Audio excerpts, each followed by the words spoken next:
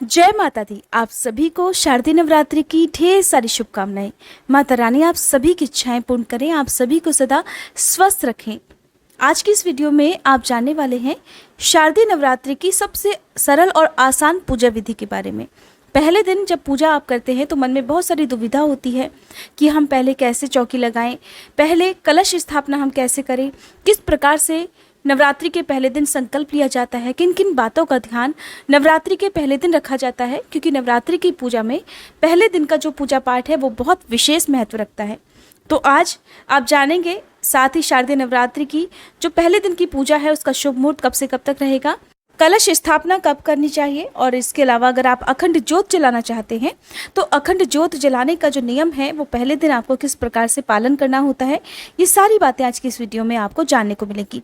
उससे पहले मैं आपको बता दूं कि आप हमारे चैनल पर लगातार 9 दिन तक माँ भगवती के सभी 9 रूपों की अलग अलग पूजा विधि, मंत्र, कथा, आरती की जानकारी भी देख सकते हैं, और दुर्गा सप्तशती के सभी पाठ भी आपको लगातार 9 दिन तक सुनाए जाएंगे।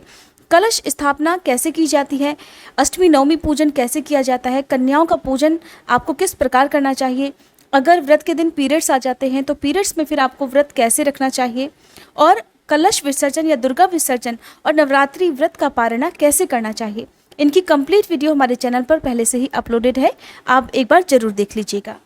शारदीय नवरात्रि हर साल आश्विन मास के शुक्ल पक्ष की प्रतिपदा तिथि से प्रारंभ होते हैं और साल 2022 में 26 सितंबर सोमवार से शारदीय नवरात्रि प्रारंभ होंगे और समाप्त होंगे 4 अक्टूबर मंगलवार को। अष्टमी तिथि रहेगी 3 अक्टूबर सोमवार को और नवमी तिथि रहेगी 4 अक्टूबर मंगलवार को।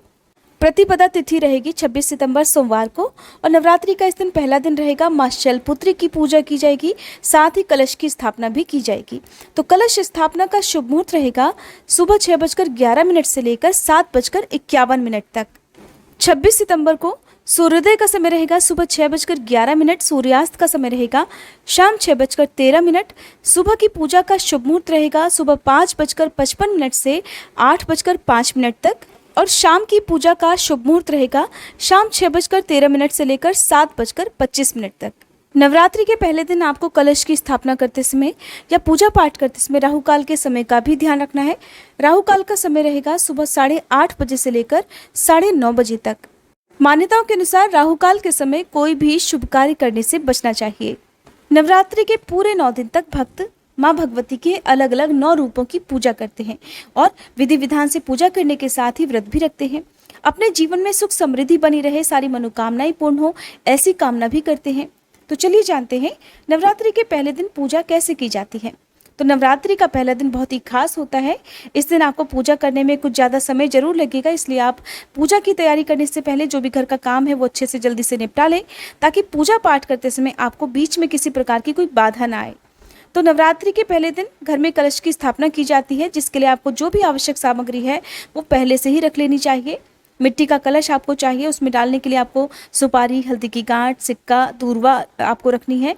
कलश के ऊपर स्थापित करने के लिए पानी वाला नारियल रखें। नारियल के ऊपर चुनरी बांधी जाती है, जिसे कलावे से लपेटकर फिर स्वास्तिक का चिन्ह बनाकर आपको कलश के ऊपर स्थापित करना होता है।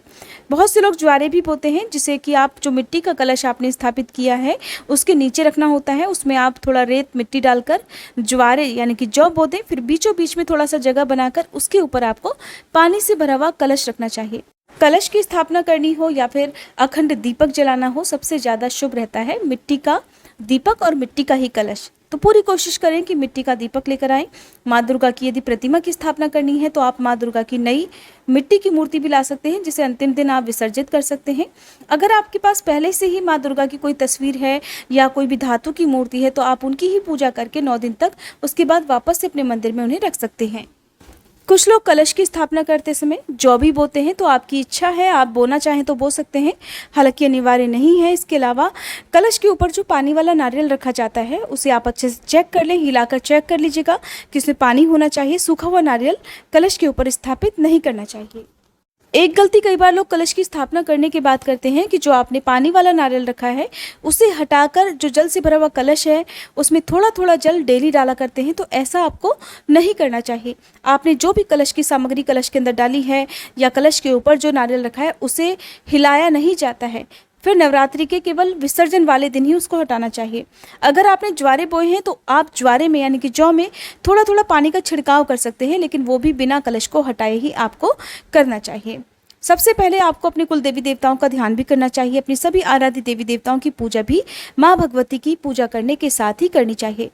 पहला दिन है तो दुर्गा सप्तशती के पाठ भी आपको पढ़ने चाहिए। पहले दिन पहला पाठ पढ़ा जाता है, लेकिन उससे पहले आपको शापोद्धार और अर्गला कीलक स्तोत्र का पाठ करना चाहिए और श्री दुर्गा कवच का पाठ भी करना चाहिए। इन सभी की वीडियोस आपको हमारे चैनल पर एक दिन पहले से ही मिल जाएगी। माँ शैलपुत्री के पूजा में जो भोग लगाया जाता है, माँ शैलपुत्री का प्रेरंग क्या होता है, या जो भी नवरात्रि के 9 दिन की अलग अलग पूजा है, उनकी सबकी कंप्लीट वीडियो आपको एक दिन पहले ही हमारे चैनल पर मिल जाएगी। आप जरूर देख लिया करें। जो कलश है उसकी स्थापना हमेशा माँ दुर्गा के दाईं तरफ की जाती है, यानी कि आपका बायां हाथ रहेगा उस तरफ आपको कलश की स्थापना करनी है। पहले दिन माँ दुर्गा को आप लाल चुनरी उड़ाएं, जो भी सुहाग की सामग्री है वो अर्पित करें, उनका फूल मालाओं से श्रृंगार करके आपको फिर पूजा पाठ करना चाहिए। आज के दिन आप सुहाग में जो भी सुहाग की सामग्री है वो चुनरी, हल्दी, कुमकुम, सिंदूर, इत्र, काजल, मेहंदी, चूड़ियाँ, मंगलसूत्र माँ को अर्पित कर सकते हैं। फिर आप अपनी श्रद्धा के अनुसार माँ भगवती के मंत्रों का जाप करके उसके बाद दुर्गा सप्तशती का पाठ करें। फिर आप एक मिट्टी का चौड़ा सा बर्तन ले लें, उसमें आप गाय के गोबर का उपला जलाकर अग्यारी जलाएं। ये काम आपको नवरात्रि के पूरे 9 दिन तक सुबह के समय करना चाहिए। और घर के सभी सदस्यों के अनुसार आपको लौंग के जोड़े बनाकर रखने चाहिए। लौंग का जोड़ा आपको घी में डुबोकर उसके साथ ही बताशा आपको लौंग के साथ कपूर में जलाना चाहिए। जो आपने उपला रखा है उसे आप पहले से जला लें। जब उसका धुआं शांत हो जाए तब उसके बाद आप उसके ऊपर जो अग्यारी जलाई जाती है वो काम करें। उपले के ऊपर आपको कपूर रखना है, कपूर रखकर जलाएं। उसके ऊपर ही आपको लौंग का जोड़ा और बताशा रखकर जलाना है। फिर अग्नि देवता से आपको प्रार्थना करनी है कि वो आपके द्वारा समर्पित की गई सामग्री को स्वीकार करें। सबसे अंत में आपको आरती करनी है। पहला दिन है, माँ शैलपुत्री की आरती करें। दुर्गा चालीसा का पाठ करना चाहिए। अगर हो सके तो देवी भागवत पुराण भी आपको सुनना चाहिए। माँ भगवती को आप भोग जरूर लगाएं। भोग में जो भी मौसमी फल हैं सुबह के समय आप उनका भोग लगाएं। शाम के समय जो भी फलहार आप अपने लिए बनाते हैं, जो भी मीठी वस्तु बनाते हैं, जैसे कि आज के दिन बहुत से लोग साबूदाना या मखाने की खीर या लौकी की खीर आदि बनाते हैं, तो जो भी आप अपने लिए बनाते हैं उसका भोग पहले माता रानी को लगाएं। अगर आपके घर में कोई छोटी कन्या है, आसपास कोई छोटी कन्या है, तो आप जो भी भोग माता रानी को लगाते हैं उसका एक हिस्सा 9 दिन तक लगातार किसी छोटी कन्या को और गौ माता को भी जरूर खिलाएं। उसके बाद ही आपको इस भोग को प्रसाद रूप में ग्रहण करना चाहिए। शाम के समय आप फलाहार कर सकते हैं। जो लोग सेंधा नमक का सेवन करते हैं उन्हें भी पूरी कोशिश करनी चाहिए कि केवल दिन में एक बार ही शाम की पूजा करने के बाद ही आपको सेंधा नमक का सेवन करना चाहिए। शाम के समय भी एक बार फिर से स्नान आदि से निवृत्त होकर साफ स्वच्छ वस्त्र धारण करके आपको माँ भगवती की पूजा करनी चाहिए। माँ शैलपुत्री की पूजा करने के साथ ही आरती करनी चाहिए। यदि समय हो तो व्रत की कथा दोबारा से आप पढ़ या सुन सकते हैं। सबसे अंत में आपको क्षमा याचना जरूर करनी चाहिए, ताकि दिन भर उपवास में या फिर कलश स्थापना में या अखंड ज्योत जलाने में या आपका व्रत रखने में आपसे कोई भी गलती हुई हो तो उसके लिए माँ भगवती आपको क्षमा कर सके, उस गलती का आपको कोई भी दोष ना लगे। और ध्यान रखना है, 9 दिन तक व्रती को जमीन पर साफ स्वच्छ बिस्तर बिछाकर ही सोना चाहिए। उस बिस्तर का त्याग करना चाहिए जिस पर आप डेली सोते हैं। अब बात करते हैं कि क्या कलश स्थापना करना सभी के लिए अनिवार्य है? क्या अखंड ज्योत जलाना सभी के लिए अनिवार्य है? अखंड ज्योत कब से कब तक जलानी चाहिए? तो देखिए, सबसे पहले तो मैं आपको बता दूं कि कलश की स्थापना करना शुभ माना जाता है। अगर आपकी सामर्थ्य नहीं है, कोई परेशानी आपके साथ है और आप कलश की स्थापना नहीं करना चाहते हैं तो ना करें। आप बिना कलश की स्थापना के भी पूरे 9 दिन के उपवास भी रख सकते हैं, माँ भगवती की पूजा भी कर सकते हैं। रही बात अखंड ज्योत जलाने की, तो अखंड ज्योत जलाने के बहुत सारे नियम होते हैं जिनका पालन आपको करना होता है। 9 दिन तक ये अखंड ज्योत जलती रहनी चाहिए, बुझे ना, इस बात का ध्यान रखा जाता है। और रात के समय विशेष रूप से ध्यान रखा जाता है। तो अगर आप नहीं जला सकते हो तो बिना अखंड ज्योत के भी नॉर्मल जो दीपक आप जलाते हैं सुबह और शाम को वो जला सकते हैं। अगर आप चाहें तो केवल 24 घंटे के लिए भी अखंड ज्योत जला सकते हैं, जो कि पहले दिन और व्रत के आखिरी दिन भी आप जला सकते हैं। नवरात्रि के 9 दिनों में यदि हो सके तो आप गुप्त रूप से दान करें। गुप्त रूप से आप मंदिर में जो दान पेटी है वहाँ दक्षिणा दे सकते हैं, या गुप्त रूप से ही आप छोटी कन्याओं का, जो भी जरूरतमंद हैं, जो निर्धन छोटी कन्याएं हैं, आप उनकी ज़रूरत का सामान, उनकी पढ़ाई लिखाई से संबंधित सामान उन्हें आप दान में दे सकते हैं। नवरात्रि के पूरे 9 दिनों तक घर में शुद्ध सात्विक भोजन बनना चाहिए। लहसुन प्याज का या किसी तरह का मांसाहार का सेवन नहीं करना चाहिए। नाखून बाल इत्यादि नहीं काटने चाहिए। इसके अलावा यदि आपके घर में कोई भी अशुद्ध महिला आ जाए, कोई भी कन्या आ जाए जहाँ पर आपने पूजा की है, कलश स्थापना की है, तो आप पहले तो कोशिश करें कि कोई भी बाहरी व्यक्ति आपके मंदिर की उस जगह पर ना जा पाए। अगर ऐसा हो भी जाता है तो उनके जाने के तुरंत बाद ही घर में और मंदिर में गंगा जल जरूर छिड़कें। और 9 दिन के उपवास रखने वाले भक्तों को पूरी कोशिश करनी चाहिए कि इन 9 दिनों में आप किसी भी बाहरी व्यक्ति का, किसी भी दूसरे के घर का किसी भी प्रकार का कोई फलाहार या पानी वगैरह ना लें।